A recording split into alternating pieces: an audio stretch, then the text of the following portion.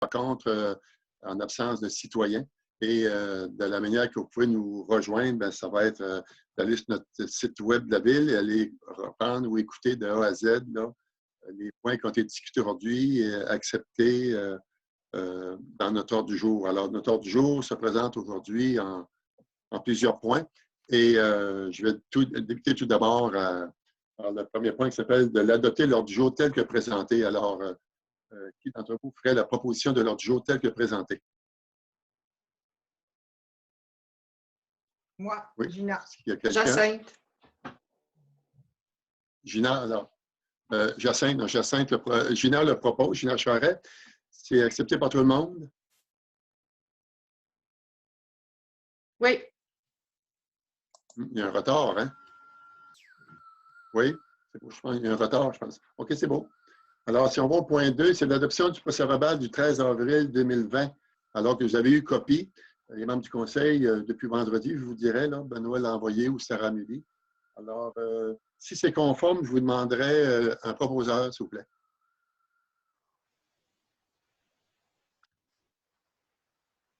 Guillaume. Frédéric. Oui. Guillaume le propose. Guillaume le propose. Alors, c'est unanime? Alors, c'est adopté? Oui. Au point 3, maintenant, l'adoption des déboursés d'avril 2020. Alors, le Conseil a eu le loisir d'analyser les comptes du mois, les dépenses présentées par Steve Rioux, qui est notre trésorier. Et les comptes des dépenses, des déboursés du mois d'avril s'élèvent au montant de 310 652 et 32 sous. Alors, si ça vous semble satisfaisant comme analyse que vous avez faite, on prendra un proposeur de ces comptes déboursés du mois d'avril. Frédéric. Frédéric Lagacé le propose. C'est unanime? Oui. Oui. Alors, c'est adopté. Le point 4, je vais laisser Benoît en faire la lecture. Le point 4, c'est des sommes consenties dans le cadre des années 2 et 3 de l'entente de développement culturel 2018-2020. Benoît, je te laisse la parole. Merci. La résolution mentionne, attendu que l'église Notre-Dame-des-Neiges de Trois-Pistoles est un élément patrimonial d'importance pour Trois-Pistoles ainsi que pour la région, autant d'un point de vue culturel qu'identitaire, attendu que l'église demeure un attrait touristique et un symbole fortement rattaché à Trois-Pistoles dont le rayonnement dépasse le Bas-Saint-Laurent, voire le Québec, attendu les recommandations du Comité de gestion de l'entente de développement culturel, l'EDC, quant à l'acceptation des projets et des sommes consenties pour leur réalisation. Pour ces motifs, il serait résolu par le Conseil que le Conseil municipal approuve le versement de l'aide consentie à l'organisme mentionné ci-dessous pour le dit projet dans le cadre des années 2 et 3 de l'entente de développement culturel 2018-2020. Le projet, c'est le projet de mise en valeur du patrimoine bâti à fort rayonnement, c'est l'église de Notre-Dame-des-Neiges. Puis les promoteurs sont la SADC des Basques et la Fabrique Notre-Dame-des-Neiges. Puis le montant d'aide, c'est de 13 000 $. Merci, Benoît. Donc, il propose... Ça me prendrait un proposeur. Guillaume. Jacinthe. Maurice. Qui l'a proposé? Jacinthe l'a proposé. Jacinthe Beaulieu l'a proposé. C'est unanime? Oui. Oui. Alors, c'est adopté. J'ai un problème avec mon ordinateur. Il y a une lenteur dans mon ordinateur, je crois. Une heure plus tard des maritimes. Alors, le point 5, c'est l'adoption du règlement numéro 843, modifiant le règlement numéro 837, portant sur les taxes et compensations pour l'exercice financier. Donc, avant d'aller... Benoît. Merci. Donc, simplement mentionner l'objet du règlement, c'est que le règlement, il y a 2 articles. Le premier article modifie l'article 9 du règlement 837 qui avait été adopté par le Conseil en janvier dernier, qui mentionnait qu'il y avait 4 versements pour les taxes municipales quand le compte dépassait 300 $. Donc ça n'a pas changé. L'article 9 de ce règlement-là, 837, est réécrit. Mais ce qui est vraiment nouveau, c'est que l'article 10 du règlement 837 est abrogé. Cet article-là, lui, fixait le taux d'intérêt pour les sommes dues à la Ville à 12 %. Donc, cet article-là étant abrogé par le règlement, maintenant, le conseil municipal va fixer le taux d'intérêt plutôt par résolution. Puis c'est ce qui a été fait d'ailleurs par le conseil municipal au mois d'avril dernier, là, le 13 avril, par la résolution 13 950. Les sommes qui étaient devenues dues et exigibles en 2020, pendant la déclaration d'urgence sanitaire du gouvernement du Québec, le conseil municipal a fixé à 0 % les sommes, l'intérêt pour les sommes dues pendant l'année 2020. Donc, au fond, le règlement vient abroger un article qui fixait le taux d'intérêt et le mois dernier, le conseil a fixé le taux par résolution. Donc, l'objet du règlement, c'est de permettre au conseil, par résolution à l'avenir, de fixer le taux d'intérêt et les pénalités pour les sommes qui sont dues à la Ville, donc de le faire par résolution au lieu de le faire par règlement. Donc, la résolution qui sera adoptée ce soir par le conseil mentionne, attendu qu'un projet de règlement a été déposé et qu'un avis de motion a été donné lors de la séance du conseil du 13 avril dernier, attendu qu'en raison des circonstances exceptionnelles liées à la COVID-19, la Ville désire alléger le fardeau fiscal pour ses contribuables en diminuant le taux d'intérêt, attendu que le greffier ou la personne qui préside la séance a mentionné notamment l'objet de ce règlement et sa portée. Donc, pour ces motifs, le conseil municipal de Trois-Pistoles adopte le règlement numéro 843, modifiant le règlement numéro 837 portant sur les taxes et compensations pour l'exercice financier 2020 tel que déposé. Alors, qui en fait la Qui propose? Maurice. Maurice Vernet propose. C'est unanime? Oui. Oui. Alors, c'est adopté. Le point 6, on sera rendu une résolution concernant les services d'inspection et de ramonage des cheminées pour 2020.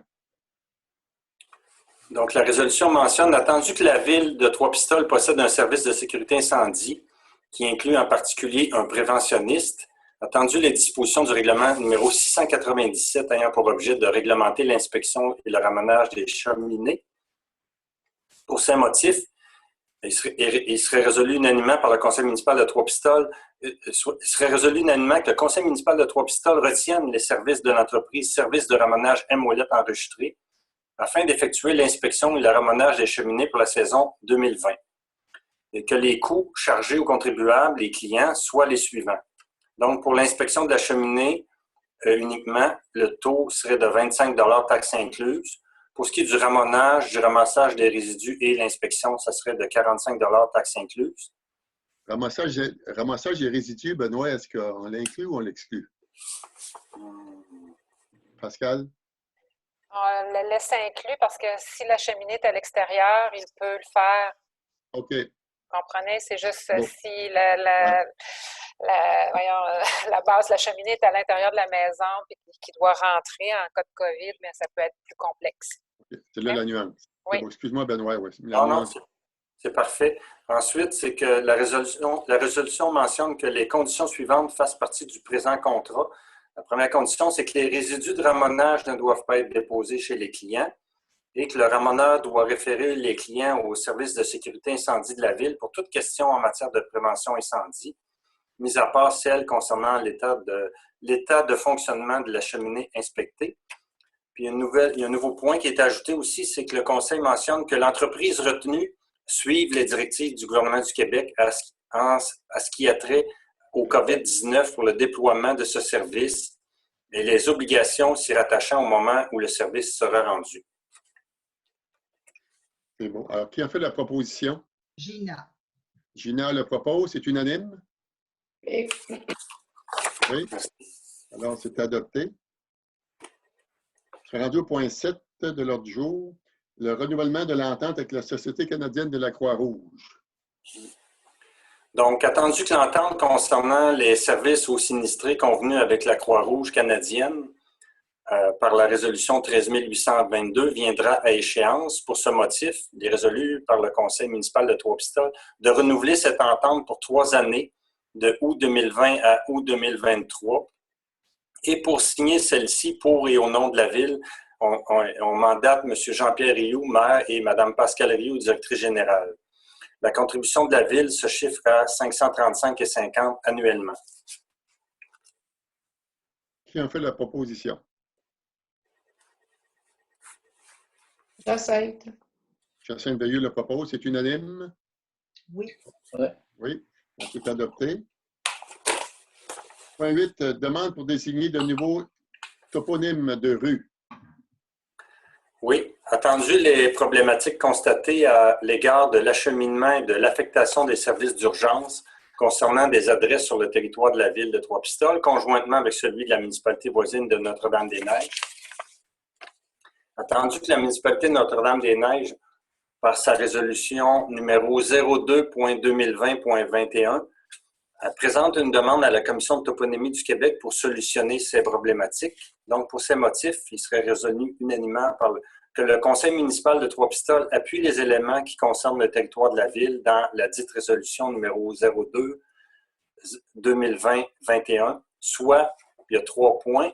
Le premier point, c'est de remplacer le toponyme route de Fatima par celui de par chemin de la Grève Fatima. Ensuite, de remplacer le toponyme chemin de la plage par chemin de la Grève Morancy.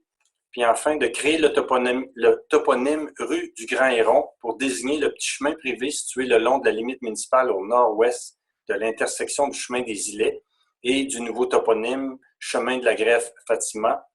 Puis le conseil municipal demande à la commission de toponymie d'officialiser ces 3 toponymes. C'est bon. Alors, qui a fait la proposition? Frédéric. Frédéric Lagacé le propose. C'est unanime? Oui. Oui. C'est adopté. Point 9, dans ce temps de pandémie puis de fermeture d'hôtels de ville, eh bien, il y a des avis publics qu'il faut que les citoyens soient mis au courant. C'est la loi qui nous l'oblige. Alors, il y a une façon de procéder. Il y a une nouvelle façon qu'on va faire. Donc, c'est ce qu'on va expliquer, Benoît, au point 9, c'est la publication des avis municipaux de la ville. Comment on va s'y prendre à partir de maintenant? Voilà. Donc, dans le cas où l'hôtel de ville est fermé au public en raison de la pandémie actuelle du coronavirus, il est précisé que le greffier affichera les avis municipaux dans la fenêtre à proximité de la porte d'entrée de l'hôtel de ville afin qu'ils soient visibles de l'extérieur de l'édifice. De plus, les avis seront mis en ligne sur le site web de la ville sous l'onglet Conseil municipal, Conseil de ville. Ces nouveautés s'ajouteront aux méthodes habituelles de publication, c'est-à-dire l'affichage sur les babillards intérieurs de l'hôtel de ville et la publication dans un journal diffusé sur le territoire. Donc, c'est tout. C'est juste une information. OK. C'est ça, cette information, c'est beau. Au point 10, on se rendu à l'item divers des dons qu'on accorde à des organisations du milieu. Alors, il y a 3 groupes deux groupes, hein? Il y a 2 groupes qui ont tu as 2 groupes qui sont bénéficiaires, dont un qui est le CAFEL, et Frédéric, tu as une déclaration à faire de par le fait que tu étais impliqué dans ce dossier-là, comme conseiller municipal. Oui, tout à fait. À titre de conseiller, je siège sur le CA du CAFEL et je n'ai pas d'intérêt pécuniaire à travers le CAFEL, mais j'ai quand même pris soin de me retirer à la fois des décisions et du vote concernant en fait cette subvention. Comme l'éthique nous le commande de faire dans ces cas-là. Alors, Benoît, je te laisserai aller pour les 2 groupes, les montants d'argent. Je préciserai juste pour M. Lagacé aussi. M. Lagacé se retire de la résolution actuelle, mais aussi M. Lagacé s'est retiré quand le sujet a été discuté en réunion privée du conseil aussi. Donc, la résolution mentionne que le conseil municipal de Trois-Pistoles, il y a 2 choses qu'il fait. La première chose, c'est qu'il soutienne le centre d'accueil et de formation en langue, le CAFEL de Trois-Pistoles, en lui versant une subvention de 5 000 $ pour l'année 2020. Le deuxième point, c'est que le conseil fasse un don de 4 583,81 à l'association Hockey mineur des Basques incorporée pour la tenue de la 35e édition du tournoi Pistolo qui s'est déroulé du 20 février au 1er mars dernier. Qui le propose?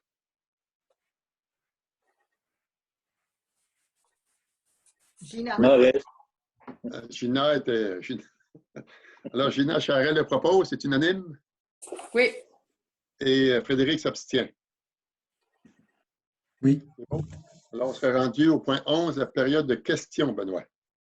Oui, au fond, on a reçu à la Ville le 10 mai dernier par courriel des questions de M. Steve-Éric Ouellette concernant une problématique de voisinage dans les environs de la rue Chanoine-Côté.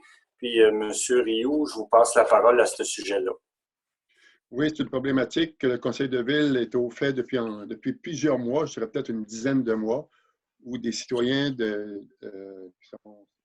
qui résident sur la rue Chanoine-Côté, tout près de l'école Chanoine-Côté, là, et qui, c'est un quartier résidentiel.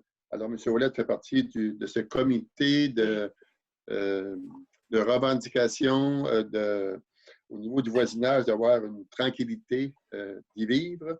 Et il semble avoir il y a une problématique de voisinage entre l'entreprise BA qui est située derrière l'ancien Hôtel Canada, si vous voulez, et ces résidents-là.